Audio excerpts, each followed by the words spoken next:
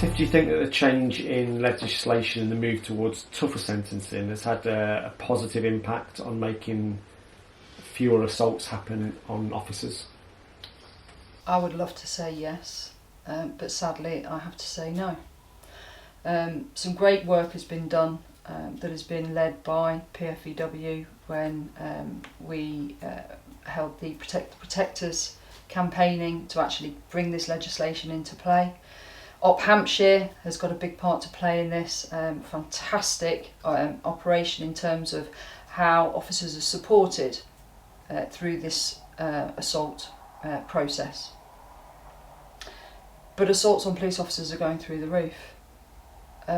We're not ever going to stop assaults on police officers. It should never be seen as part of the job. But what we do need to be doing is supporting our officers in their training, giving them more contact time so that they're prepared for an approach.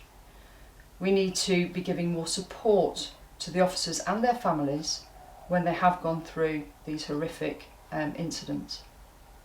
And most of that will be led by the force, so the force is doing enough to make those things happen? It varies. And I wouldn't want to single out any force that's doing better than the other, but on average, is enough being done? I think they're trying, but they're also reliant on PFEW and other staff associations to actually bolster that up. What I will say is that for any serious injury for a police officer, they actually have to pay into a scheme themselves to actually get the enhanced treatment to get them back to work as soon as possible. It doesn't come out of government money, it doesn't come out of force budget, it comes out of their own pockets. And that can't be right. It links in with the policing covenant. It's something that I will be advocating for, is that as part of that policing covenant, that the government have assured and have brought in that no one police officer will have to pay for their physical or mental rehabilitation for injuries that have been caused in the line of duty.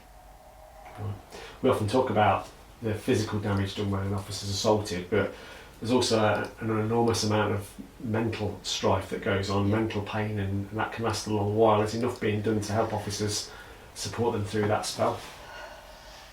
There can never be enough being done, because I think once we say that enough has been done, then we stop. So there's always something that can be done, and there's always more that we can do. What we're actually seeing are officers going through, I would say, a shorter period of time with greater effect for what they're actually experiencing and what they're seeing. We need more clinical supervision, and it needs to be specialist clinical supervision by people who actually understand the roles that we actually do. I, for one, I have that little devil on my left shoulder from one particular incident.